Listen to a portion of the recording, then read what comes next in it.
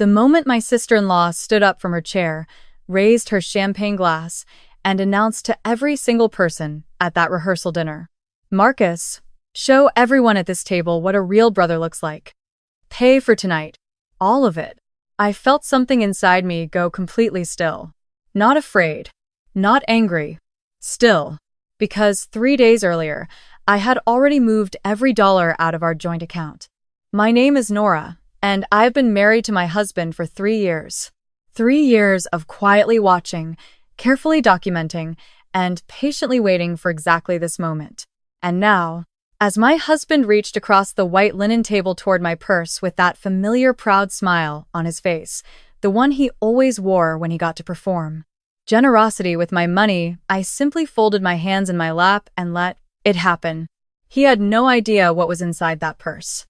Or more precisely, what was no longer inside our bank account. Let me take you back. Because this story did not start at that restaurant. It started the week after our honeymoon, when my sister-in-law sat down at our kitchen table, slid a piece of paper across to me, and said, "You're family now. Family helps." The paper was an invoice for her wedding venue deposit. $4,200. She was getting married 6 months later and had apparently decided that my income was now a shared resource. My husband looked at me with those eyes. The soft, pleading ones. "She's been through a lot, babe. Just this once." I paid it. Because I was new to this family. Because I wanted them to like me. Because I genuinely believed it was just this once. It was never just once. Over the next 3 years, my sister-in-law treated me like a combination ATM and personal assistant. New furniture for her apartment, my husband said she was struggling. A plane ticket to Cancun for her girls' trip, my husband said she'd had a hard month. A security deposit on her boutique studio space, my husband said it was an investment in family. Every single time, the ask came through him, wrapped in the language of loyalty and love, and every single time, I was the one who paid. What made it worse was the way she spoke to me when my husband wasn't in the room.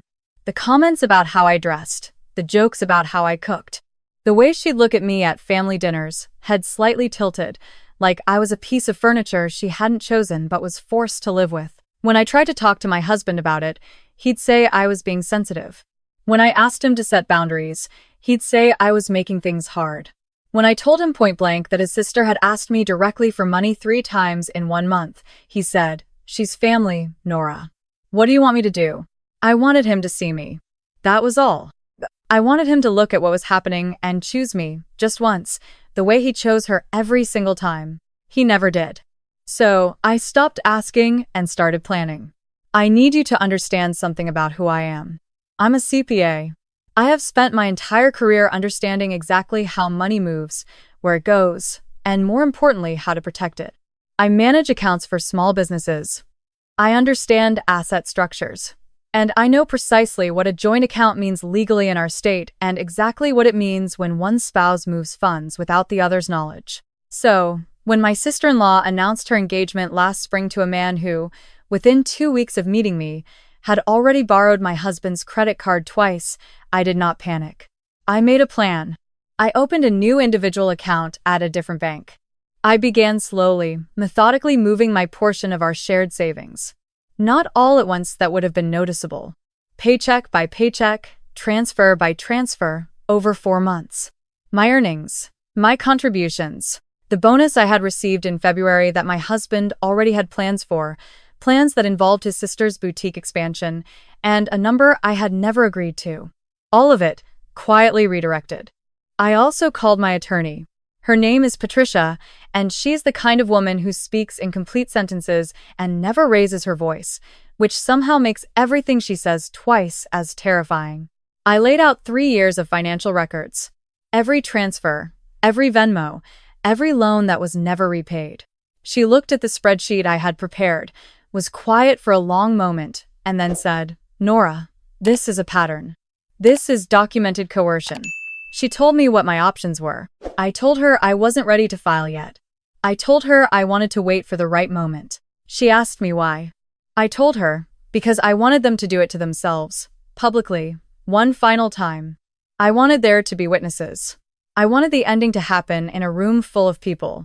She smiled and said, Then let's make sure you're ready when that moment comes. The rehearsal dinner was my sister-in-law's idea, of course. She had chosen a restaurant downtown with a prix-fixe menu, private dining room, crystal chandeliers, and a bill that she had described to my husband as around $3,000. It's no big deal. It's one night. The guest list had quietly grown from 12 people to 31. And 2 days before the dinner, my husband had mentioned, very casually over breakfast, that he had told his sister we would cover the evening.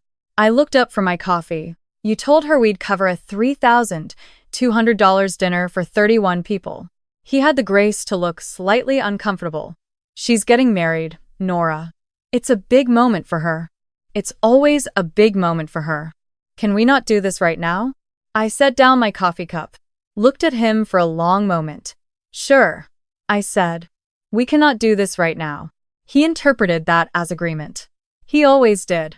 What he didn't know was that the night before the rehearsal dinner, I had texted Patricia. She had confirmed that everything was in order. I had also made 2 phone calls, one to my financial advisor, one to a very specific person whose name I will get to shortly. And I had taken the debit card linked to our joint account out of my purse and put it in the kitchen junk drawer, underneath a stack of takeout menus, where it would stay. The card in my purse was connected only to my new account, the one my husband knew nothing about, the one with a balance that was entirely, legally, undeniably mine. The dinner started beautifully, as these things always do before they don't. My sister-in-law arrived 20 minutes late in a dress that I happened to know cost $890 because I had seen the charge on our shared credit card statement 3 weeks earlier and chosen, deliberately, to say nothing.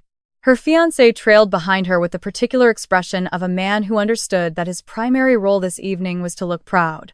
They swept through the private room like they were already royalty, air-kissing relatives, squeezing hands, accepting compliments with the easy grace of people who have never once questioned whether they deserve the attention they receive. She did not look at me when she sat down.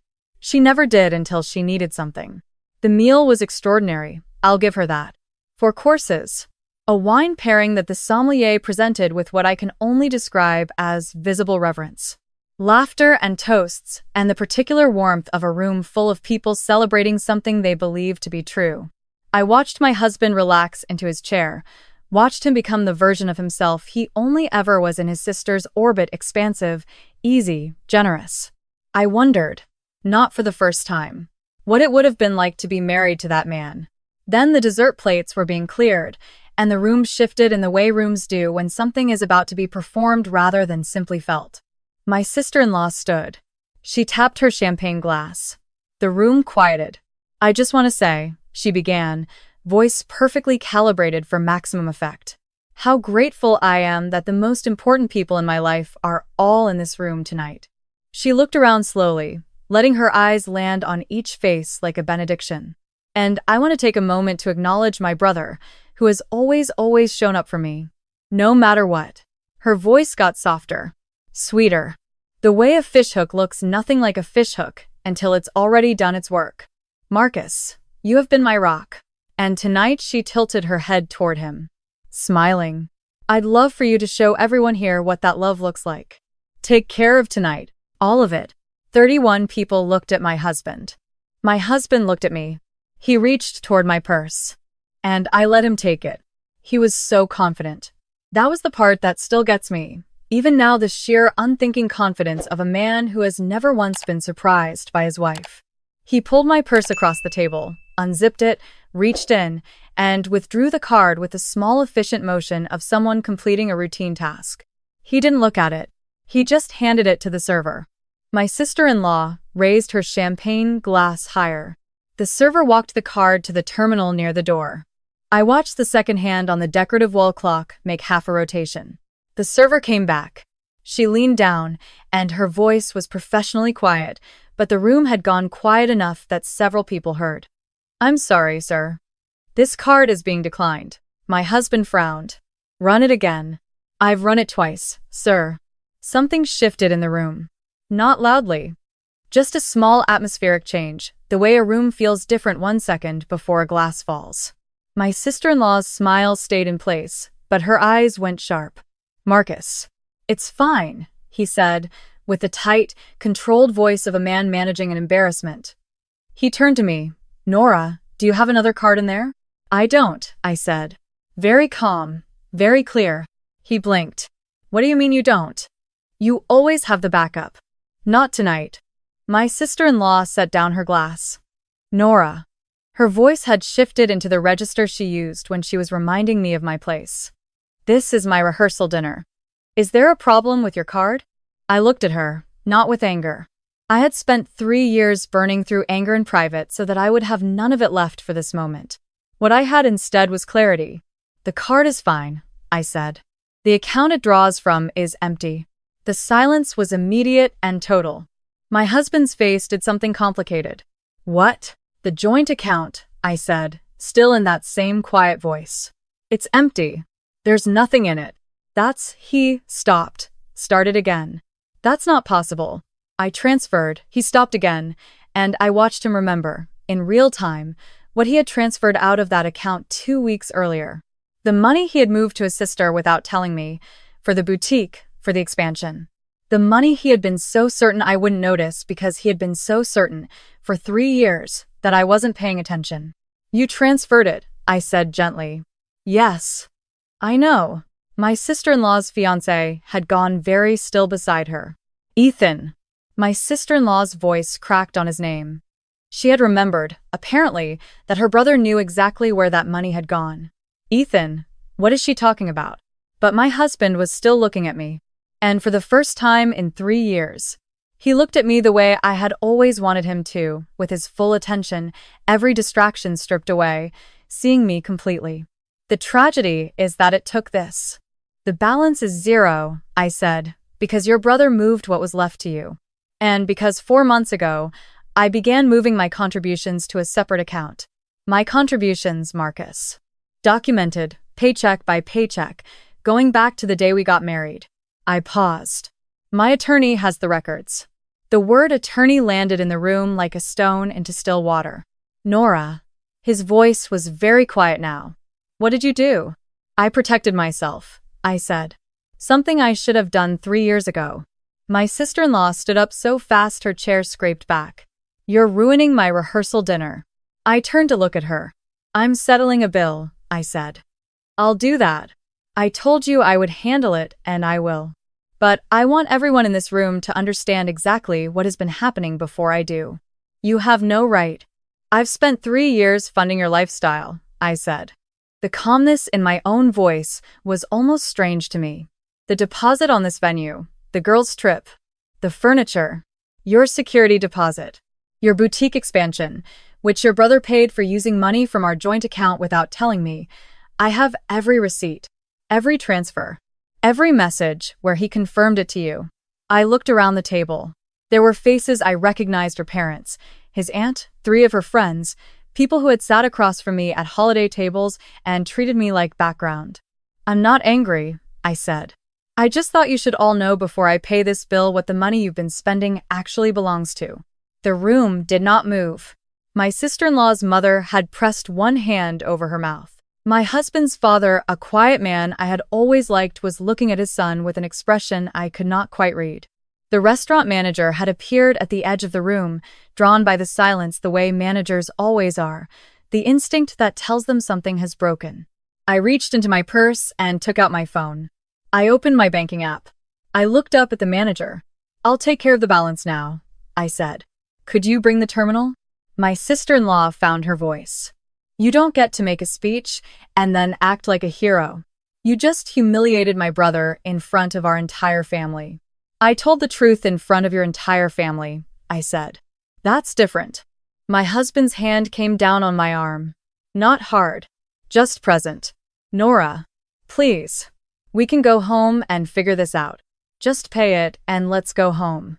I looked at his hand on my arm. I looked at his face. And I felt something that I hadn't expected to feel, which was sadness. Real sadness. Because even now, even in this moment, he thought there was a home to go back to. He thought this was a fight that ended with both of us in the same car. He had spent 3 years not seeing me. And he still didn't understand what that had cost him. "I'll pay the bill," I said. "And then I have something for you." The manager brought the terminal. My phone, my account, the account that only I controlled. I tapped the screen. A tone. Approved. The sound of it seemed to echo. A couple at the far end of the table started to clap. I think they didn't know what else to do, and then stopped when no one joined them. My sister-in-law was shaking. That money you moved. That's marital property. You can't just take it. My earnings are my earnings, I said. My attorney is very clear on that. You've been planning this. Yes, I said. I have. And I did not apologize for it. Not even a little. My phone buzzed on the table. I glanced at it. A message from Patricia. One word, ready. I had made a phone call the night before. Not to my financial advisor, though I had made that one too. The call I was thinking of now had been to my husband's business partner. A man named Greg, who had been copied on an internal audit 4 months earlier, an audit that had flagged an unauthorized transfer from the company's operating account. A transfer my husband had made. To his sister's boutique. Using funds that were not his alone to move. Greg had been waiting for the right moment, too. I looked at my husband. There's going to be an email in your inbox, I said quietly. From Greg. Tonight. It's about the operating account. My husband's face went white. What? The transfer you made in February. The one you ran through the business. That was I was going to pay it back. I know you were, I said. But Greg didn't know about it until I sent him the documentation last week. And now the board does too. My sister-in-law's head swung between us. What is she talking about? Ethan, what transfer? But he was already pulling out his own phone. Hands not entirely steady, opening his email with the focused desperation of a man looking for a disaster he's been told is already there. I watched him find it. Read it. Read it again. It's a formal notice. I told him, my voice still level, still quiet. A request for repayment and a review. You have 30 days. You went to the board, he said. Not a question. Just the sound of understanding arriving. You used business funds to support your sister's expansion without authorization, I said. I didn't do anything. I just told the people who needed to know. My sister-in-law grabbed the edge of the table. Her boutique. You mean MY Boutique. That money was for my boutique. She turned to her brother. You told me that was handled. You told me that was a loan, not a Ethan. What did you do? He didn't answer. He had gone very still, the way people do when they realize that the story they've been telling themselves and the story that's actually true have just collided in a very public place. The boutique is separately complicated, I said to her. The lease was co-signed using a credit line that runs through our joint account. A joint account that I am in the process of dissolving. Your attorney will need to contact Patricia about the lease transfer. I paused. I've already started the paperwork. The word paperwork hit the room differently than attorney had. Attorney was abstract. Paperwork meant it had already begun. Her fiancé spoke for the first time. His voice was careful and deliberate. Clara.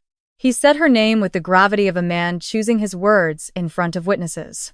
What is she talking about? What did you and your brother do? My sister-in-law looked at him, and something in her face shifted, all the performance falling away, replaced by something raw and frightened and real. She hadn't expected him to ask that. She had not, apparently, considered that tonight might cost her something beyond the dinner. It wasn't she started. It was a loan. It was just a loan. 3 times in the last 2 years, I said. Documented. I have the wire records and the messages where you asked for each one. Would you like me to forward them? I wasn't asking her. I was asking her fiancé. He looked at me for a long moment. No, he said quietly.